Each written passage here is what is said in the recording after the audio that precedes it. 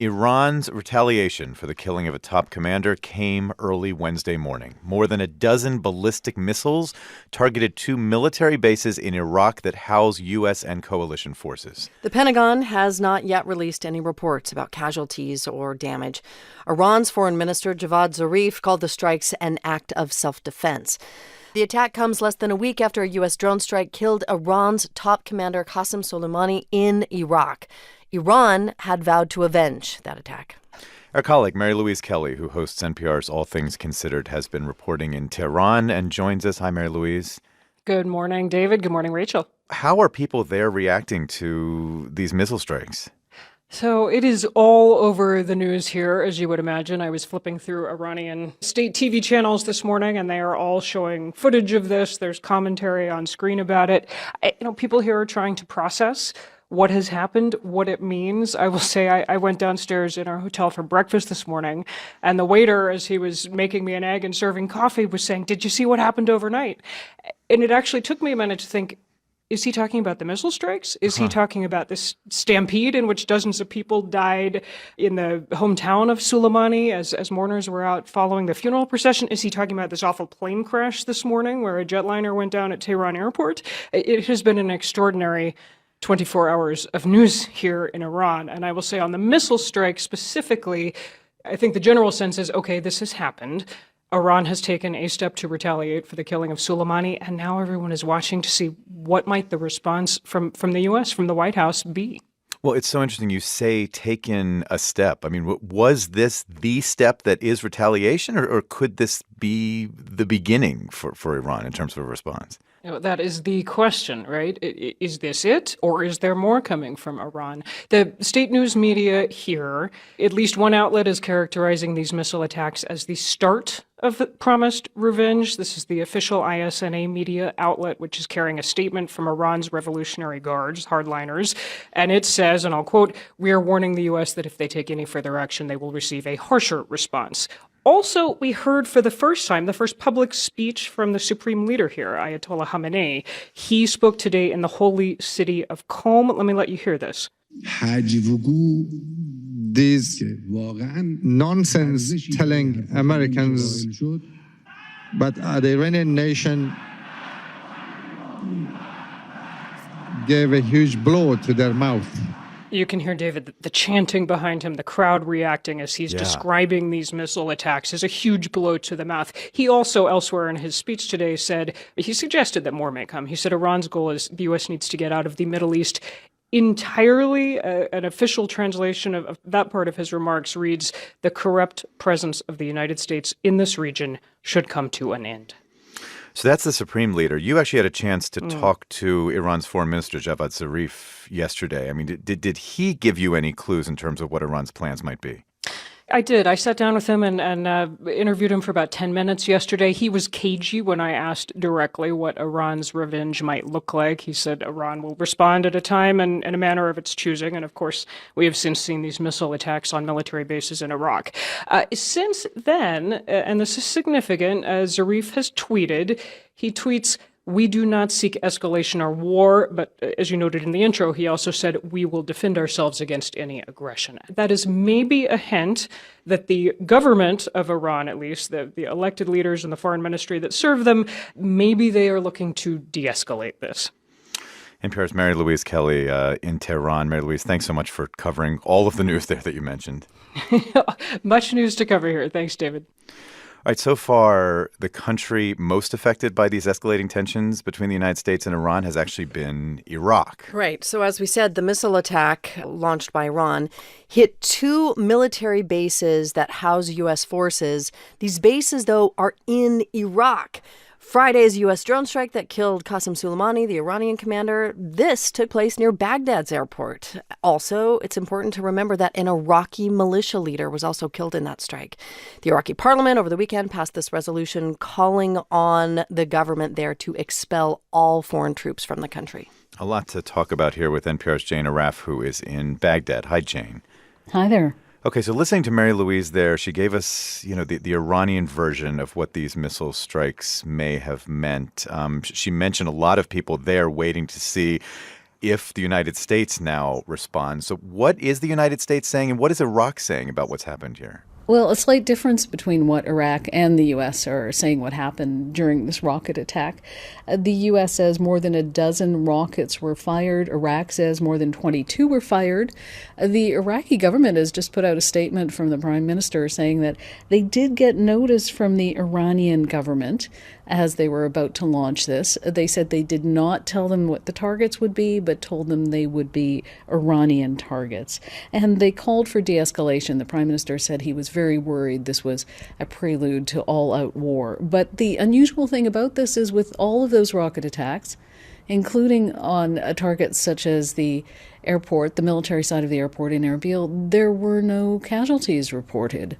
So people here are wondering whether Iran deliberately tried to avoid causing casualties to de-escalate this, even as it was launching retaliation. Trying maybe to de-escalate, as Mary Louise was talking about. Well, speaking of that, I mean, as we wait to see what the United States may do, what are they expecting? Is there a likelihood of a U.S. response in the minds of people on the ground in Baghdad? Well, Trump seemed to welcome how this all went. He put out a tweet saying all is well. It could have certainly been worse had there been casualties, given the number of rockets. And the feeling among some Iraqi politicians here is that Iran was indeed looking for a way to be seen as retaliating, but not so strongly that it would risk further retaliation. But here's the problem. It isn't just Iran and the U.S. that are now in this equation. It is Iran-backed militias here. And one of the major Iran-backed militias, put out a statement saying, this is just the start. Iran has started the revenge, and the militia itself will continue. Not all of these militias are under complete control of Iran, and they're certainly not under control of the Iraqi government. So that's an added worry here. And just thinking about Iraq here, I mean, in the middle of all of this, I mean, Iraq is nominally allied with both of these countries, Iran and the United States, right? So how is Iraq responding to this violence in terms of what it could mean for those delicate relationships? So this is kind of a nightmare because this has been Iraq's biggest fear, that it's caught in a battle between these two superpowers. And we have to remember that Iraqis went through an 8-year-long war with Iran during the 1980s. They remember Iranian rockets raining down. So it's not a natural affinity between all Iraqis and Iran, and it is a very delicate relationship. And people are treading very carefully and hoping it doesn't escalate further. NPR's Jane Arraf reporting for us in Baghdad. Thanks, Jane. Thank you.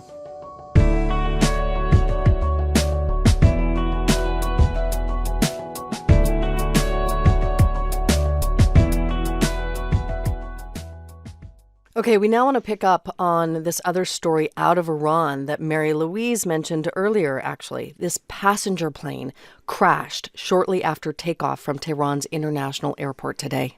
Right, so this aircraft, it was a Boeing 737 operated by Ukraine International Airlines. It disappeared from the radar only minutes after it took off for this flight from Tehran to Kyiv. A video that has been circulating widely on social media seems to show this plane on fire before exploding into this huge fireball. And we should say NPR has not confirmed the authenticity of that video.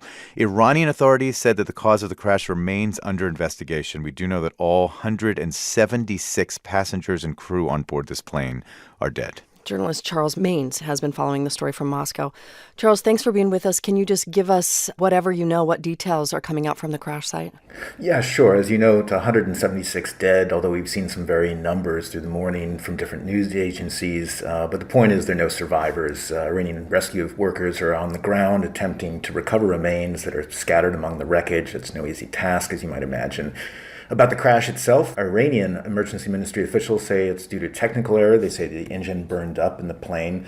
And as David mentioned, there's this witness video that's been circulating online, of course not verified, but it appears to show anyway a plane on fire and losing altitude before hitting the ground in a massive explosion. So just to be clear, I mean, given the missile attacks from Iran on U.S. troops in Iraq and all the news in the region, is there any suggestion that this was anything other than a technical tragedy, really? Well, Iran says it's not, and the Ukrainians seem to be backing them up so far. The Ukrainian embassy in Tehran said it had ruled out terrorism as a cause of the crash, and that preliminary information did indeed show the crash was caused by engine failure. But of course, as you say, this comes just hours after Iran launched these missiles at American bases in Iraq. It was interesting to see that Jordanian state media issued a statement that, despite the reports of a technical error, said the plane had in fact been brought down by a missile. There's nothing really to back that up. But as it happens, Ukrainian President Volodymyr Zelensky is in Jordan right now on an official visit. He's been posting to Facebook all morning, first offering condolences, and then saying he in fact had ordered a criminal investigation into the crash and that all theories were still on the table. One other thing to note is that major airlines say they'll avoid flying over Iranian and Iraqi airspace at this point. The FAA, the Federal Aviation Administration in the U.S., has issued a ban, and Russia's aviation agency here in Moscow issued a similar recommendation. And we're getting reports that there were dozens of Canadians on board this plane, also a lot of Iranian nationals. What do we know about the plane itself? This was a Boeing 737, not a 737 MAX, which is the kind of aircraft that had so many problems, responsible for other tragedies. But what can you tell us about the plane and the airline? Well, right. As you know, this plane it's in fact just 3.5 years old. It's a 737-800NG model, not the MAX, as you note. The airline issued a statement noting that they brought the aircraft direct from Boeing in 2016, and its last scheduled maintenance took place just 2 days ago on January 6th. So, of course, a lot of questions as to what happened here, if indeed it was a tech issue. Journalist Charles Maines reporting from Moscow. Charles, thank you.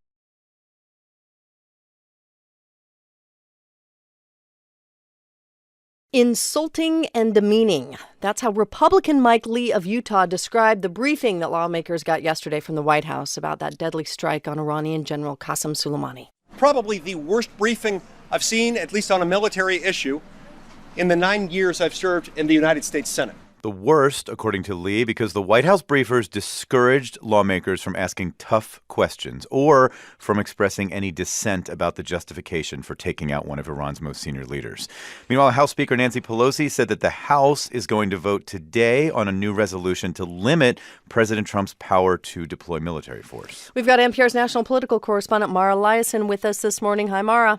Hi there. Let's start with this briefing. I mean, it's unusual to see any public dissent among Republicans against the White House. And it wasn't just Mike Lee, it was Rand Paul. What else did they say? Well, Rand Paul said that the briefers didn't go beyond generalities and stuff you'd read in the newspaper. You heard Mike Lee. He was pretty furious. Worst briefing on a military issue in 9 years in the Senate. Lee said he went into the briefing undecided about how he'd vote on a War Powers Act resolution that would stop the president from any more military action against Iran without getting explicit approval from Congress. He came out convinced that he should vote for it. Here's what he said. It is not acceptable for officials within the executive branch of government, I don't care whether they're with the CIA, with the Department of Defense, or otherwise, to come in and tell us that we can't debate and discuss the appropriateness of military intervention against Iran. It's un-American. It's unconstitutional, and it's wrong. So Congress has the sole power to declare war, and it has ceded this power over many, many years over and over again to the executive. But there are members of Congress who believe that is a big mistake. But Mike Lee, though, isn't he someone who's been supportive of executive privilege, especially in light of the allegations against President Trump in the impeachment hearing? Well, you can be a supporter of the president's and say he didn't do anything that deserves to be impeached and still believe that Congress's war-making role is not being respected in this case. So Lee and others may be mad that the president is undercutting Congress from the decision-making here on national security issues like the Soleimani strike. But is the president legally compelled to get authorization from Congress here? Well, look, in all separation of powers clashes, the White House and Congress have two different points of view. President Trump has been pretty contemptuous of Congress in this case. He actually issued a tweet saying this tweet constitutes his responsibility under the War Powers Act to inform Congress of what he was doing. President Obama and Bush before him operated under a very old 2001 vote, and now President Trump is doing the same thing, where Congress authorized military action against the Taliban. And there are some members of Congress who think it's time to update that with an explicit War Powers Act vote by Congress. So we've got House Speaker Pelosi today holding this vote on a resolution to constrain President Trump's ability to use military force. You reported that Mike Lee now says that he would support something similar. Is that going to have any meaningful effect? Well, I think that the War Powers Resolution will pass the House, but you need 4 Republicans to pass it in the Senate. And even if you have Mike Lee and Rand Paul, you'd still need 2 more. So probably it wouldn't pass the Senate, so it doesn't have a practical effect. But it also might not be necessary because yesterday in President Trump's remarks, it sounded like he was willing and eager to accept the off-ramp that Iran seemed to be offering him because he doesn't want to escalate this. Meanwhile, just briefly, impeachment trial moves forward. Senate Majority Leader Mitch McConnell says he's ready to start the Senate trial. Is Nancy Pelosi going to send over the articles of impeachment? Yes, it sounds like she will send them over. Mitch McConnell now says he has the votes to not discuss any witnesses until after the opening arguments. And now we're just waiting for Nancy Pelosi to send those articles over from the House. NPR's Mara Liasson. Thanks, Mara. Thank you. Okay, so President Trump now wants help from U.S. allies in containing Iran. The civilized world must send a clear and unified message to the Iranian regime. Your campaign of terror, murder, mayhem will not be tolerated any longer. It will not be allowed to go forward. But after dropping out of the Iran nuclear deal and killing Iran's top general, Qasem Soleimani, American allies might not be so eager to come to President Trump's aid. And this leaves allies in the Middle East in a particularly difficult spot, including Saudi Arabia. We know that the Crown Prince of Saudi Arabia was trying to direct some kind of back-channel effort to ease tensions in the Gulf, but that was before the U.S. killed Soleimani in a drone strike on Iraqi soil. NPR's Jackie Northam has been following all this and joins us now this morning. Hi, Jackie. Hi, Rachel. Okay, first off, let's look at this from the Saudi perspective. Is Saudi Arabia concerned that it might come under attack by Iran? Well, if the conflict between the U.S. and Iran boils up again and escalates significantly, then Iran could start looking at countries that are aligned with the U.S. or provide bases or other assistance to the U.S. as potential targets. And Saudi Arabia is one of those countries. You know, this is a huge concern for the kingdom. Back in September, Saudi Arabia's vulnerabilities were laid bare after an attack on Saudi Aramco. The main oil installation was hit by cruise missiles and drones, and the attack was blamed on Iran. Now, it was after that attack that this effort by Saudi Arabia to open a dialogue with Iran started to gain some currency, in part because it became clear to Riyadh that Washington didn't have the kingdom's back because there was no response to the Aramco attack by the Trump administration. So what did that effort look like, the Saudi effort to kind of open a door with Iran? Right. I spoke with several analysts that, closely followed developments in the Gulf, and they told me that after the Aramco attack, Saudi Arabia decided to start easing the confrontation with Iran, which is its regional rival, and they start probing the idea of a dialogue. Now, Rachel, this Saudi effort was very, very much in its earliest days. There was no open communication channels, and it was being mediated by other nations, including Pakistan and Iraq. In fact, Iraqi Prime Minister Adel Abdul-Mahdi said that Soleimani was bringing a message from Iran for the Saudis on the day he was killed. Now, we don't know what was in that message, but, administration officials have dismissed any notion that Soleimani was on a diplomatic mission. Mm-hmm. I mean, what about Iran? Would it be open to talks with Saudi Arabia? Well, the analysts I spoke with said, yeah, maybe. It would be a way for Iran to manage relations with Saudi Arabia. In other words, it would mean that a major force that had been pushing the Trump administration to pursue economic warfare and economic sanctions against Iran would be weakened. But at the same time, Saudi Arabia would likely face pressure from the Trump administration to support its policy of maximum pressure on Iran. It would be hard for Saudi Arabia to say no. All right, NPR's Jackie Northam for us this morning on that angle of the story. Thanks, Jackie. We appreciate it. Many thanks.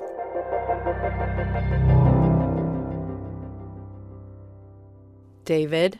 Yes. There was big news out of the UK yesterday. Yes. Even yes, if you do was. not obsess about the royals or even watch The Crown, this is a huge deal. I know, it feels crazy to even say it, but Meghan Markle and her husband, Prince Harry, want out. The Duke and Duchess of Sussex dropped this bombshell announcement yesterday saying they intend to step back as senior members of the royal family and work to become financially independent. So I think we can cue the Mexit jokes. Yeah, you had to say it, not me. Yeah. Ha! So to help explain what this means, we turn to NPR's occasional royals correspondent, Frank Langfitt in London.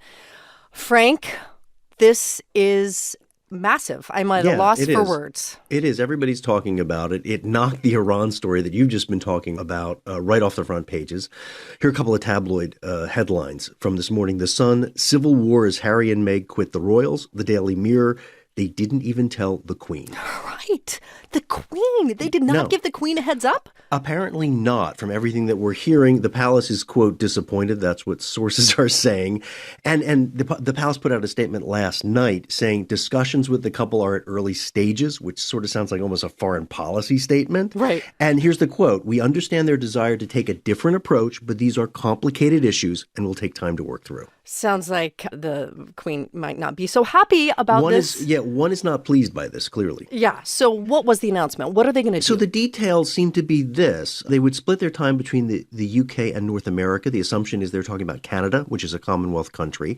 They're going to create a new charity. And the big thing, I think, is they're not going to be doing all the ribbon cutting, hospital visiting, or playing sort of by the rules of the British tabloid press, which is lots of access, at least in terms of like pooled reports. And they also say they want to earn a professional income, but it's not clear what they mean by that. You know, Harry gets a lot of money from Prince Charles, his father's estates out in Cornwall, and Markle was a successful actress, but she's not expected to return to TV. Some people are joking on Twitter that she could, in the end, play herself in the final season of The Crown. Right, which I watch obsessively. It was interesting, though. I did see that they've got a website already up, Meghan and Harry, and I got trapped in that rabbit hole last night looking at their explanation for how they would try to separate financially. It is super complicated, but at least they're trying to be transparent.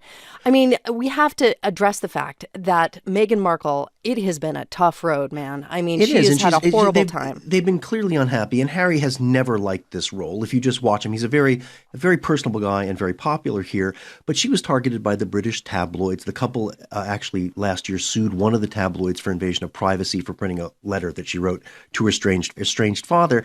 And then she also, ITV, the television station here in Britain, talking about how the scrutiny had been hard to take. And this is what she said. When I first met my now husband, my friends were really happy because I was so happy. But my British friends said to me, I'm sure he's great, but you shouldn't do it because the British tabloids will destroy your life. I didn't get it. I mean, she gets it now, clearly. Yeah. NPR's Frank Langfitt in London with this big announcement out of the UK. Meghan Markle, Prince Harry have decided to, in part at least, separate themselves from the royal family. Frank, thanks as always. We appreciate it.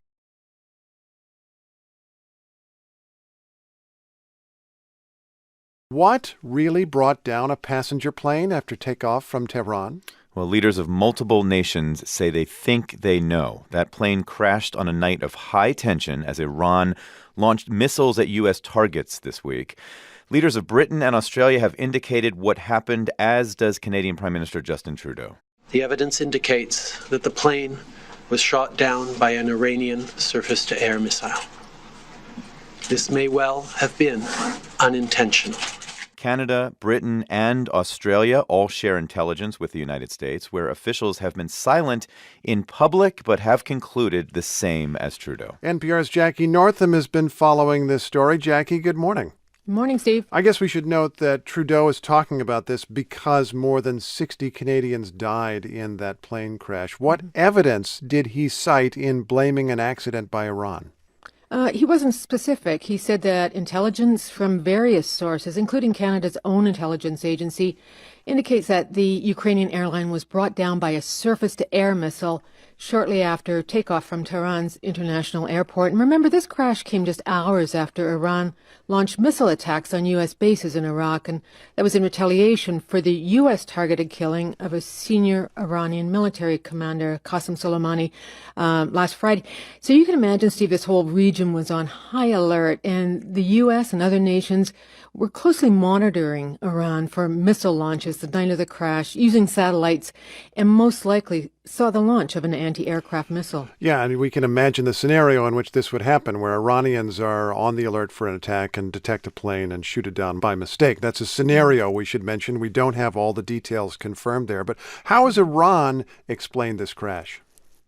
Iranian officials quickly came out after the crash and said it was a mechanical failure, and they've stuck with that explanation since. But, it was met with a lot of skepticism. First of all, the crash had just happened. There hadn't been an investigation.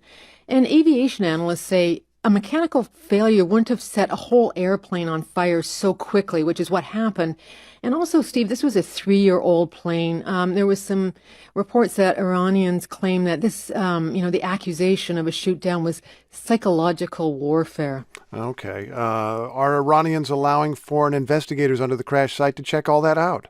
Well, about 45 Ukrainian investigators are already in Iran. And late last night, the Iranian government sent out an official notice about the crash. And what that does is it triggers the involvement of other countries in the investigation, and that includes the U.S. National Transportation Safety Board and Boeing. Remember, this was a Boeing aircraft. Yeah.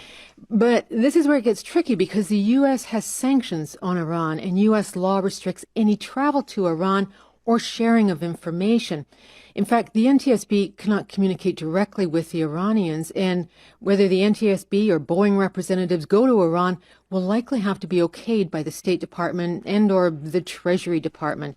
And by the way, Iranian officials are saying that it could take 1 to 2 years to complete the investigation. Well, it does take a while to figure out a plane crash. Will the Iranians turn over those flight data recorders? The Iranians may allow foreign investigators onto the site, but it's hard to say how much access they're going to get. All Things Considered host Mary Louise Kelly yesterday interviewed a spokesman for the Iranian president, Hassan Rouhani, and he told her that the U.S. would not be given the aircraft's black box because it said the Iranians don't know what the U.S. is going to read into those black boxes. So this is a long process ahead, for the crash investigators. Jackie, thanks for the update. Thanks very much, Steve. NPR's Jackie Northam.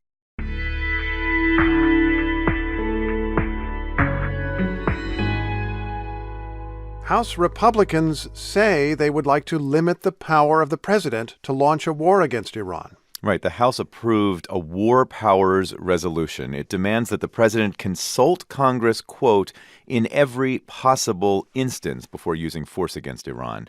Democrats passed it with support from 3 House Republicans. Alyssa Slotkin, a Democrat from Michigan, introduced it. If our loved ones are going to be sent to fight in any protracted war, the president owes the American public a conversation. And we should say one of Slotkin's stepdaughters is an Army officer. The White House criticized this resolution. So what would it actually do? NPR congressional correspondent Claudia Grisales is here. Good morning. Good morning, Steve. What are the president and Congress fundamentally arguing about here? This goes back to what is now an age-old argument for this administration and Congress, is the Constitution. Congress argues that the Constitution empowers them with declaring an act of war. Mm-hmm. The president says, no, I withhold that power as a result of authorities that were given to the office after the 9/11 attacks. So the president's the commander-in-chief. That's the long-standing conflict here. The president gives orders to the armed forces, but Congress is supposed to be the one that declares war. So now the House steps in with this resolution. If it passed,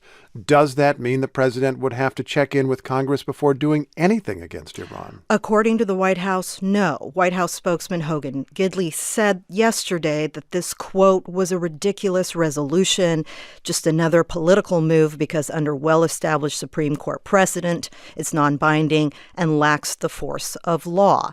So the resolution also has language that the U.S. has a right of self-defense against Iran. So the president should notify Congress under this resolution, but under certain scenarios, he wouldn't have to. Would not have to do that. So what we're hearing here then is that this is, in some ways not that extreme, right? It's saying if possible, check with Congress. Notify Congress afterward if you have to act quickly in self-defense. Yes, some folks would argue that, exactly. Trump also addressed the recent attack that garnered him all these concerns in a rally last night tied to the killing of this Iranian general. Let's take a listen. And we have Bernie and Nancy Pelosi, we have them all. They're all trying to say, how dare you take him out that way? You should get permission from Congress. You should come in and tell us what you want to do. But Democrats argue the resolution they passed last night will have the force of law. And since it falls under the War Powers Act, they also said it doesn't require the president's signature. But this has been approved in just one chamber, so for now it doesn't have much impact other than sending a strong message to the president that he must seek congressional approval for military action against Iran. War Powers Act, that's a law from the 1970s that says Congress can weigh in and limit the president's authority once some kind of military operation has begun. But is the Senate likely to pass this at all? So the Senate Democrats think they have a shot. They need 4 Republicans to support them, and so far 2 have said they have signed on. And Senator Tim Kaine of Virginia says he has the support. He thinks he's very close. And 2 more members have expressed concern, so he's up to 4, or he said even 7 more Republican members who could support him. Claudia, thanks so much. Thanks for having me. NPR's Claudia Grisales.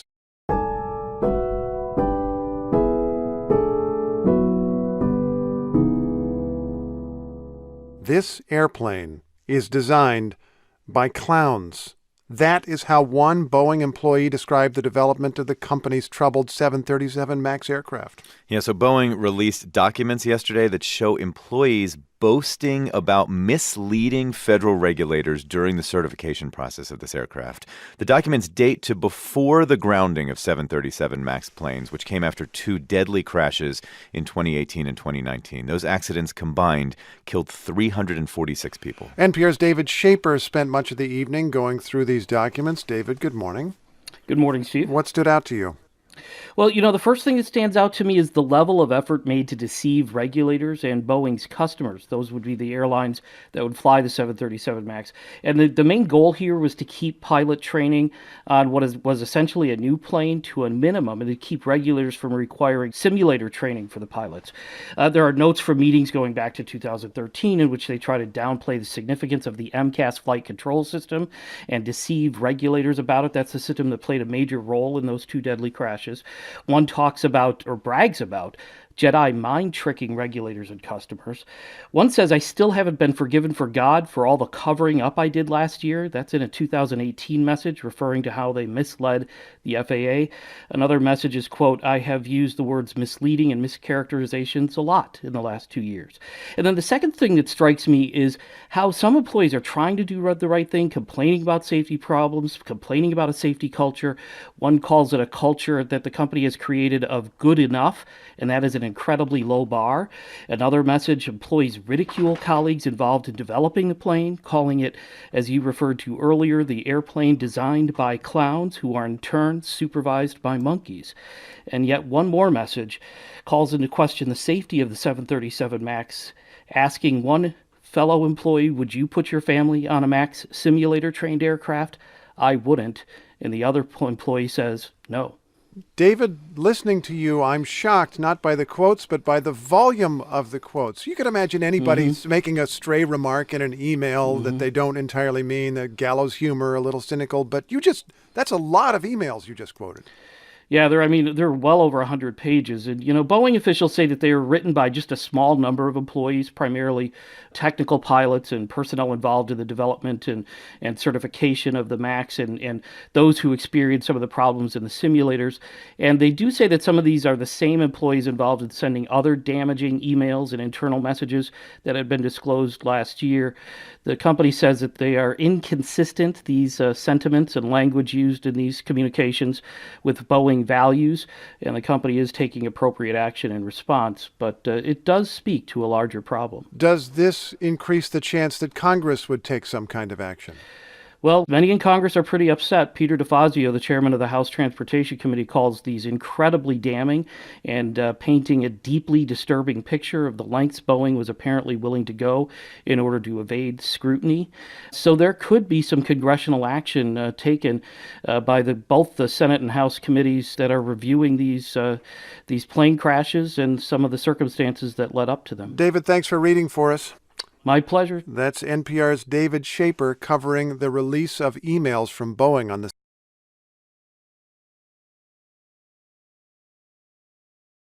Over the weekend, there were protests in Iran, but they were not protests against the United States.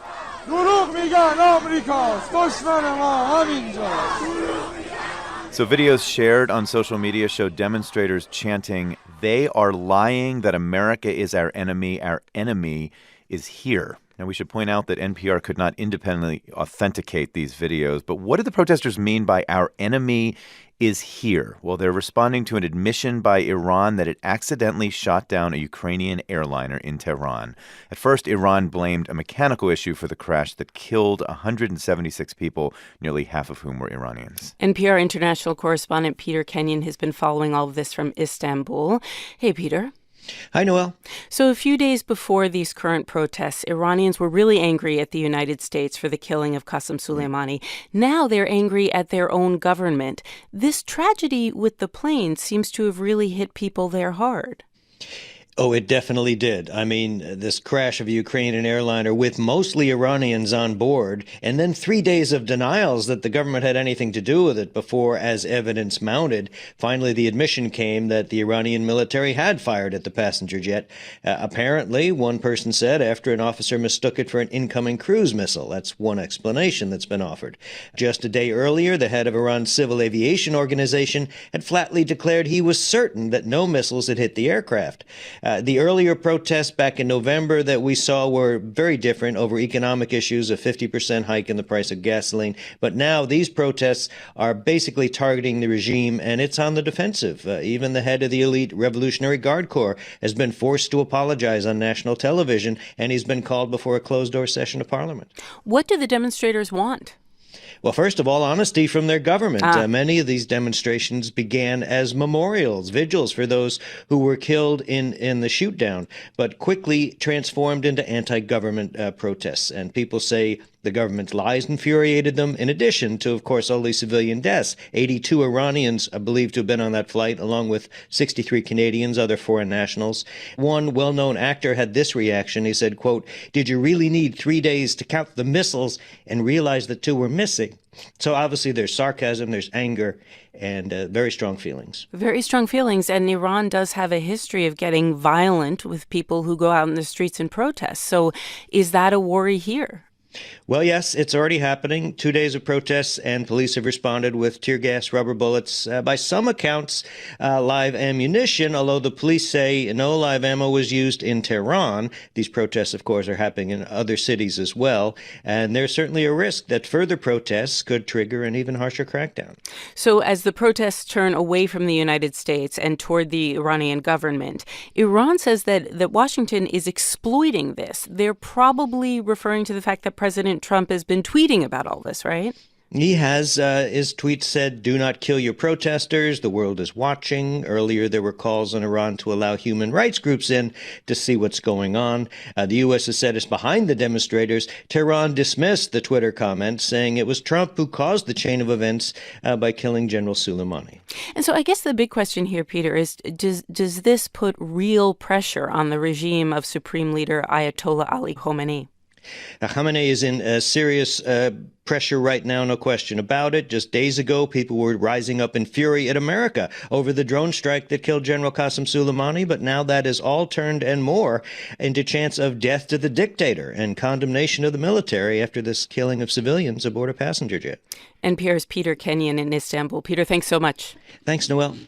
All right, so that's how this is all unfolding in Iran. Now we're going to take a look at what's happening here in the U.S. Well, last week here in the U.S., Fox News host Laura Ingraham asked President Trump about the intelligence that led the U.S. to kill General Soleimani. Trump told her that the Iranian general was planning an imminent attack against U.S. interests. I can reveal that I believe it would have been 4 embassies. Okay, so that was Friday. Yesterday, Trump's Defense Secretary Mark Esper gave a different account on CBS's Face the Nation. Well, the president didn't say there was a tangible, he didn't cite a specific piece of evidence. What he said is he believed. Are you saying there wasn't one? I didn't see one with regard to 4 embassies. NPR political correspondent Mara Liasson is on the line. Good morning, Mara. Good morning. So Defense Secretary Esper says he didn't see evidence about the 4 embassies that President Trump says were targets. What do you make of the fact that he says, the president's saying something, but I didn't see that? It sounds like there's no evidence for this. It sounds like Secretary Esper was being as honest as he could while still covering for his boss. And this provides grist for those who are skeptical of the intelligence that led to this strike. Many members of Congress who had the briefings from the administration say they didn't hear any evidence that there were imminent attacks. But the administration seems to be wedded to their argument that there was an imminent attack, rather than just saying the reason they killed General Soleimani was because of his years of crimes against Americans in the regions. He has the blood of Americans on his hands, and they wanted to show the regime that America wasn't going to stand for it. So this question of whether or not the president can be believed is raising an interesting point that should play out this week. Members of Congress might consider a resolution that would limit the president's war powers. Now, the House passed it. The belief was that the Senate probably would not, the Republican-controlled Senate. Could Esper's comments change any minds in the Senate, do you think? They certainly don't help, but you'd need 4 Republicans to pass the resolution in the Senate, and we haven't seen that yet. Only 2 of them have come out and said they'd vote with the Democrats on the war powers resolution. And also, this resolution is not a law. It doesn't need the president's signature. Even if it passed, it might not have any practical effect. Okay.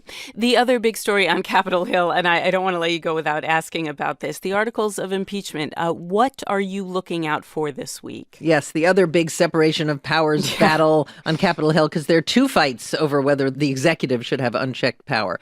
Look, Nancy Pelosi is going to send over the articles this week. The Senate will conduct a trial on Mitch McConnell's terms. Pelosi says no witnesses is an equivalent to a cover-up. McConnell says he won't discuss witnesses until after opening arguments. Meanwhile, the president is of many minds on this subject, because yesterday at around 11 a.m., he tweeted that Pelosi and Adam Schiff, the chairman of the House Intelligence Committee, should both be called as witnesses. But a few hours later, he tweeted that to have a trial rather than an outright dismissal would give the Democrat witch hunt credibility it shouldn't have. So sometimes it looks like he thinks a trial would be good for him.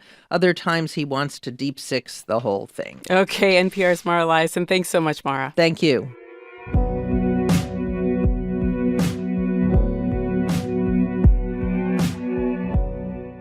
A question that many Puerto Ricans are asking themselves: when will their island stop shaking? Yeah, they're asking it because on Saturday, a strong aftershock rattled the island again. This caused millions in damage along Puerto Rico's southern coast. This is the same area also rocked by recent quakes within the last 2 weeks. This 5.9 magnitude earthquake over the weekend came after a 6.4 magnitude quake shook the same area 4 days earlier. It killed 1 man, cut power across much of the southern part of the island. And for many islanders, predicting the next possible quake is really becoming this grim guessing game. NPR's Adrian Florido is in Puerto Rico's capital, San Juan. Hi, Adrian. Hi, Noel. So I was watching your Twitter feed this weekend and watching it with some amount of nervousness. Let me ask you, what was the last thing you felt? Well, I was in the southern region of the island, which is where these quakes have been centered and where most of the damage has been concentrated. And the last large aftershock I felt was that 5.9 on Saturday morning. It was pretty scary. But there have been a lot of aftershocks since then, including a couple of moderate ones last night. Are you being told to expect more? I imagine scientists are probably making predictions just to either calm people down or to alert them. What are you being told about what could happen next? Yeah, seismologists say that the shaking will continue for at least a couple of weeks. Wow. And I should say that all this shaking has people in the affected area really on edge, dealing with a lot of anxiety, because that big quake last week crumbled hundreds of homes. And so the big issue right now is that thousands of people have abandoned their houses. They're too afraid to sleep inside out of fear that their house could be the next one to crumble if another big quake hits. And so people have been sleeping outside and making encampments on the sides of roads, in the mountainsides, or they're going to these big open-air shelters that local officials have set up on open fields or like in baseball stadiums. What are people telling you about how they're doing? I'm just trying to imagine being pushed out of my house and not having a timeline as to when I might be able to return. How are people coping? People are not coping that well, to be honest with you. I mean, Puerto Rico is not used to earthquakes, and so you have to remember that people are still sort of dealing with the anxiety and the trauma of Hurricane Maria, and we're in the process of recovery from that when this earthquake hit last week, and all these aftershocks have continued.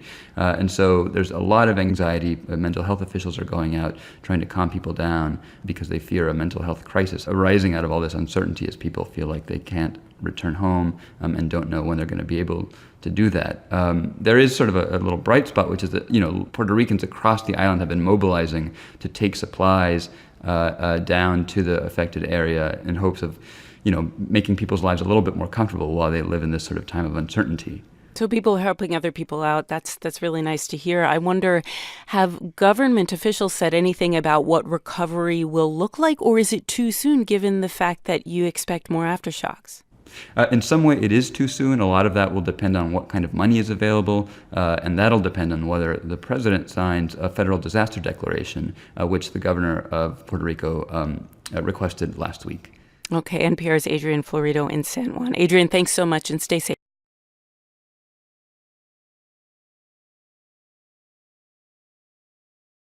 As Iranian missiles rained down on U.S. bases last week in Iraq, the head of the Pentagon confronted this scary prospect, possible all-out war with Iran. Of course, that didn't end up happening, but in that moment, Secretary of Defense Mark Esper was worried that it would. Here's what he says was going through his mind. My first reaction was, well, here we go. It looks like they have finally acted as there was some anticipation they might. And it brought up memories I had from my time in the Army in 1991 in the Gulf War. Our colleague Ari Shapiro, who hosts NPR's All Things Considered, was interviewing Esper late yesterday at the Pentagon. He joins us this morning. Morning, Ari. Hi, David. So this comes at a time, this conversation, when the Trump administration has really been struggling to get its story straight about all the intelligence that led to the killing of Iranian General Qasem Soleimani. Did you get some clarity from the defense secretary? I asked him. I mean, you'll remember that on Friday, the president said that there was intelligence about imminent attacks against 4 U.S. embassies, including the one in Baghdad. Then on Sunday, Secretary Esper said he had not seen such intelligence. I was surprised that the administration, after a week and a half, still did not seem to all be on the same page. Esper and I went back and forth about this, and finally I asked him this. Do you agree that the messages have been mixed at best from this administration? I don't think so. I think they're nested in many ways. This is one of those cases where somebody says 6 and somebody else says a half dozen, and people like to find some type of discrepancy. You said nested. I'm just not sure exactly what you mean by that term. What I mean is that the information builds upon itself or is contained within a broader subset of things. And David, I followed up by asking him about an NBC report out yesterday that the strike on Soleimani was actually authorized 7 months ago, back in June. And he said that is not accurate, but it just shows how complicated and some would say inconsistent this administration's accounts have been. Well, let me ask you about what might happen with Iran, Ari. I mean, we had the National Security Advisor, Robert O'Brien, telling NPR News last week that the U.S. would hold Iran accountable for any attacks, even by proxy forces. Did the defense secretary talk about how that might play out, how the U.S. might actually respond if provoked? He did in a surprising way, and this is a really important question right now because at this moment you have bases in Iraq under attack by militias that are backed by Iran, and I wanted to know what holding Iran accountable for that might mean. Could it mean striking targets within Iran? And Esper actually answered the question twice. Once during our 20-minute interview when he told me the U.S. would not strike sites in Iran for actions by its proxies. He said the authorization for the use of military force, the AUMF, does not allow it. But then something odd happened. We finished our interview, packed up our stuff, left the office, and his press secretary then chased us down and said the defense secretary needs to clarify one of his answers. They brought you back into the room? They brought us back into his office, and he said, look, the authorization for the use of military force does not allow us to strike Iran as retaliation for actions by its proxies, but Article 2 of the Constitution does. Do you believe the U.S. has the legal authority to strike Iran for the actions of militias in Iraq? If it is consistent with the commander-in-chief's authorities under Article 2 to defend the nation, our people, and our interests, yes, we do. This is different from what you said earlier, which was we do not. I said, just want to know why you're no longer saying we do not. I said we do not have authority under the 2002 AUMF to strike Iran. And so you're distinguishing between that and Article 2 of the Constitution. That's exactly right. Those are two very different legal authorities. Well, what a moment. So what stood out to you about this conversation? You know, I asked him how the first 2 weeks of 2020 compared to what he had expected, and he told me he thought he was going to be focused on China this year. And when I said, how much time have you actually spent thinking about China in the last 2 weeks? He said, more than you would think. NPR's Ari Shapiro, who hosts our program All Things Considered. Ari, thanks so much. You're welcome.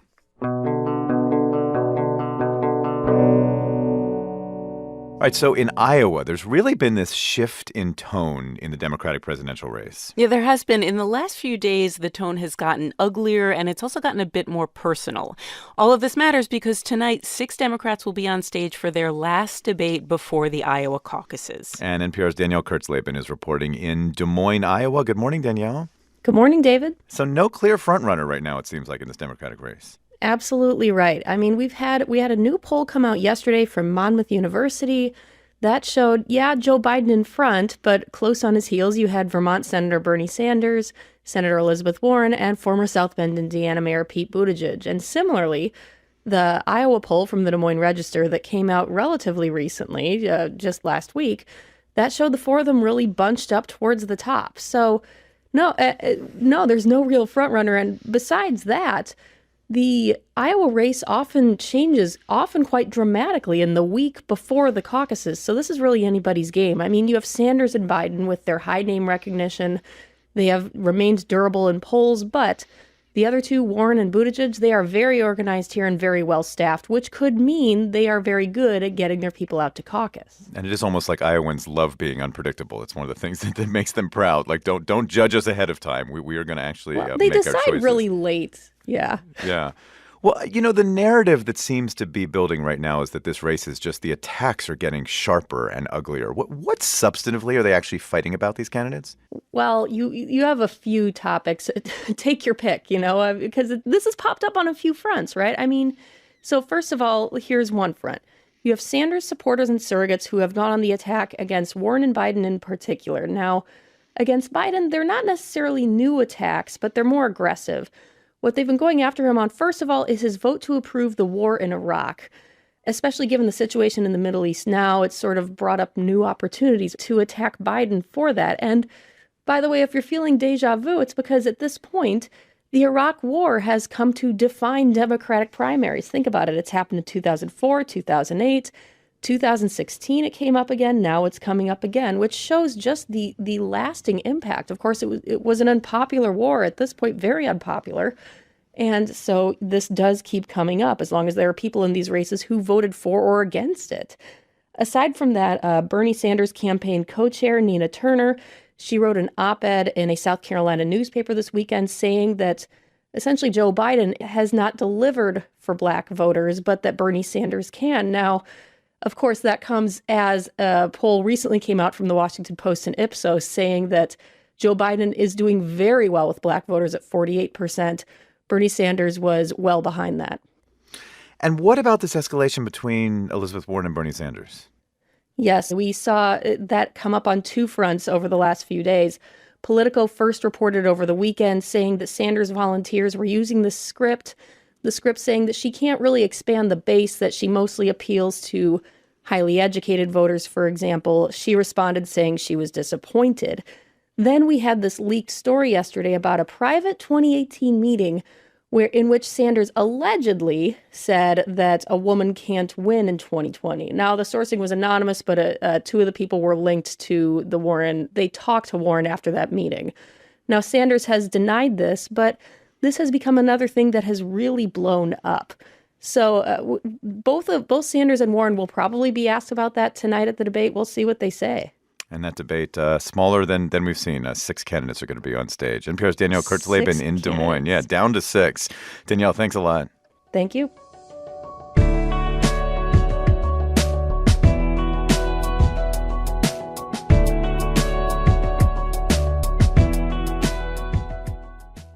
All right, so once again, Apple is defying demands from the FBI. Yeah, here's what's happening. Last month, you might remember, a man shot and killed 3 people and injured 8 people at a naval base in Pensacola. The FBI wants Apple to unlock his iPhones, which so far Apple has not done. U.S. Attorney General William Barr says Apple isn't doing enough to help law enforcement with this investigation. And NPR's technology correspondent Shannon Bond has been following this story and joins us. Hi, Shannon. Good morning, David. So let's start with why the government needs Apple here.